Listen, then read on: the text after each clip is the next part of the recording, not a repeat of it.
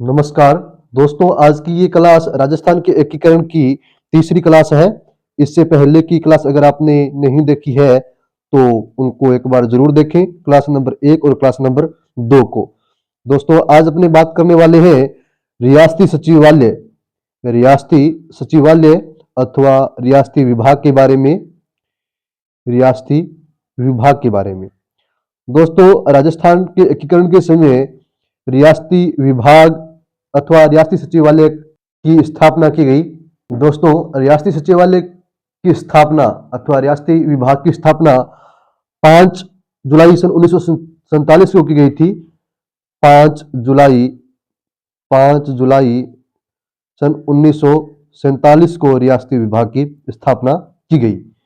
इसके अध्यक्ष कौन थे? इसके अध्यक्ष की बात करें तो अध्यक्ष थे सरदार वल्लभ भाई पटेल। सरदार वल्लभ भाई पटेल थे अध्यक्ष। वल्लभ भाई पटेल। इसके साथ इसके सचिव थे वीपी मेनन।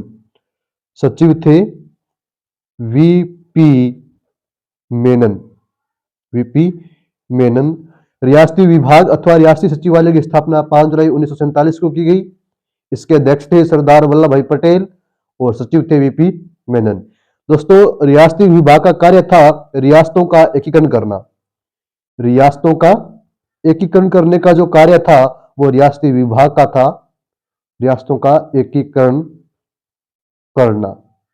दोस्तों, रियासती सचिवालय अथवा रियासती विभाग ने स्पष्ट घोषणा कर दी थी कि स्वतंत्र भारत में वे राज्य ही अपना अलग अस्तित्व रख सकेंगे जिनकी जनसंख्या 10 लाख है। जनसंख्या कितनी है? 10 लाख है। जनसंख्या 10 लाख है। इसके साथ ही उन्होंने कहा कि वार्षिक आय जो है वो 1 करोड़ है। वार्षिक आय कितनी है? 1 करोड़। वार्षिक आय है 1 करोड़। वार्षिक आय 1 करोड़ है। वे ही रियासतें क्या है अपना अलग से संघ बना सकती है और स्वतंत्र रह सकती है। ऐसा रियासती सचिवालय अथवा रियासती विभाग ने घोषणा की कि स्वतंत्र भारत में वे ही राज्य अपना अलग अस्तित्व रख सकेंगे जिनकी जनसंख्या 10 लाख व जिनकी वार्षिक आय 1 करोड़ रुपए है। और इसी मापदंड के अनुसार केवल 4 ही रियासतें थी जो इस शर्त को पूरा कर रही थी। उन रियासतों में बात करते हैं तो एक तो थी मेवाड़ रियासत थी। एक थी मेवाड़ रियासत। इसके अलावा एक थी जयपुर रियासत थी और इसके अलावा थी जोधपुर रियासत। जोधपुर रियासत। इसके अलावा आपने बात करें थी बीकानेर रियासत। बीकानेर रियासत। ये वे रियासतें थी जो रियासती सचिवालय अथवा रियासती विभाग द्वारा की गई घोषणा की गई थी, उस घोषणा की जो शर्तें थी उनको पूरा कर रही थी। तो ये रियासतें अपना अलग से अस्तित्व बनाए रखने में परिपूर्ण थी। मतलब इनकी जनसंख्या भी 10 लाख थी और वार्षिक आय भी कितनी थी?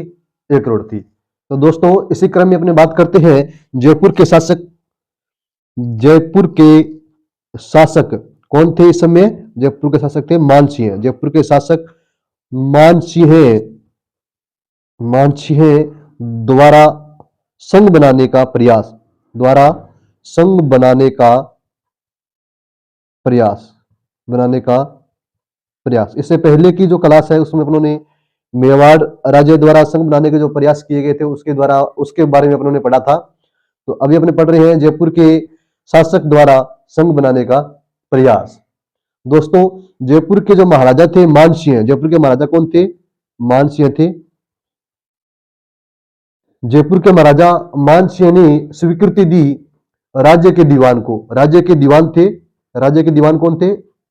जयपुर के महाराजा जो मानसिंह थे इन्होंने राज्य के दीवान कौन थे? वीटी कृष्णामाचारी। वीटी कृष्णामाचारी। राज्य के दीवान वीटी कृष्णामाचारी को यह स्वीकृति दी कि वे राज्य के राजाओं और उनके प्रतिनिधियों का एक सम्मेलन बुलाए। तो इसी आदेश पर, इसी स्वीकृति पर जो राज्य के दीवान थे वीटी कृष्णामाचारी, इन्होंने राजस्थान के राजाओं और उनके प्रतिनिधियों का एक सम्मेलन बुलाया जिसमें एक संघ बनाने का इन्होंने प्रस्ताव रखा। दोस्तों, इस प्रस्ताव में इन्होंने कहा, यानी इस सम्मेलन में अपनी बात करते हैं, जो जयपुर राज्य के दीवान थे वीटी कृष्णामाचारी, इन्होंने कहा कि हम एक ऐसा संघ बनाना चाहते हैं जिसमें उच्च न्यायालय उच्च न्यायालय उच्च शिक्षा उच्च शिक्षा उच्च शिक्षा पुलिस पुलिस आदि जो विषय है वो तो संघ के नियंत्रण में रहे, बाकी जो मामले हैं वो राज्य के पास रहे। ऐसा इन्होंने इस सम्मेलन में कहा था वीटी कृष्णामाचारी ने। जयपुर के शासक मान सिंह द्वारा संघ बनाने के प्रयास किए गए थे। जयपुर के शासक थे मान सिंह, इन्होंने राज्य के दीवान वीटी कृष्णामाचारी को स्वीकृति दे दी कि वो एक ऐसे सम्मेलन का आयोजन करे जिसके तहत अपने जो संघ बनाने की इच्छा है उसको राजाओं के समक्ष पेश किया जाए। तो इसी आधार पर वीटी कृष्णामाचारी ने राजस्थान के राजाओं और उनके प्रतिनिधियों का एक सम्मेलन बुलाया और इस सम्मेलन में जयपुर के दीवान ने राज्यों का एक ऐसा संघ बनाने का प्रस्ताव रखा जिसमें उच्च न्यायालय, उच्च शिक्षा, पुलिस आदि जो विषय है वो संघ के नियंत्रण में रहे, वह शेष जो मामले वो राज्यों के पास रहे, ऐसा उन्होंने इस प्रस्ताव में कहा। लेकिन जयपुर के शासक मानसिंह द्वारा जो संघ बनाने का प्रयास था वो भी सफल नहीं हो पाया। दोस्तों उसके बाद अपनी बात करें तो कोटा के शासक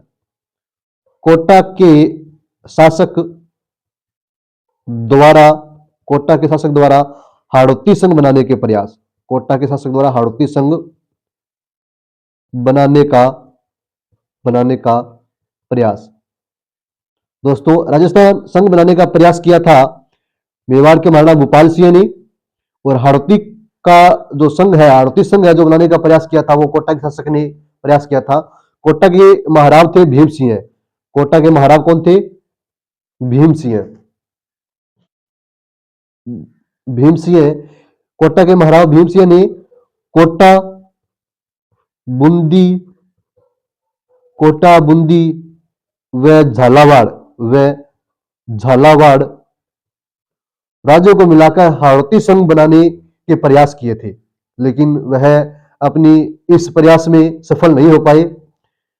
कोटा के शासक भीम सिंह द्वारा हाड़ौती संघ बनाने के जो प्रयास किए गए थे, उनकी जो इच्छा थी, इस इच्छा को अन्य शासकों ने वृहत्तर कोटा बनाने की महत्वाकांक्षा माना था।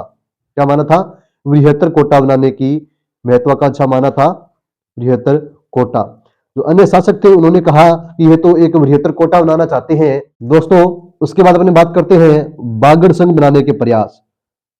बागड़ संघ बनाने के प्रयास। दोस्तों डूंगरपुर के शासक थे लक्ष्मण सिंह। डूंगरपुर के शासक कौन थे? लक्ष्मण सिंह। डूंगरपुर के शासक थे लक्ष्मण सिंह। इन्होंने बागड़ संघ बनाने का प्रयास किया था। इन्होंने डूंगरपुर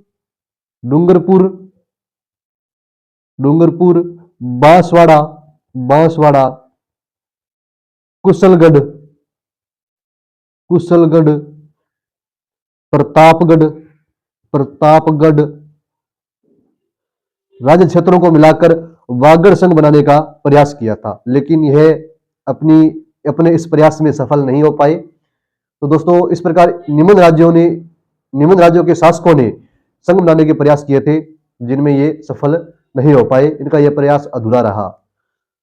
मेवाड़ के महाराणा भूपाल सिंह ने राजस्थान संघ बनाने का प्रयास किया। जयपुर के शासक मान सिंह ने संघ बनाने का प्रयास किया। इसके अलावा कोटा के शासक जो महाराव भीम सिंह है, उन्होंने भी हाड़ौती संघ बनाने का प्रयास किया था।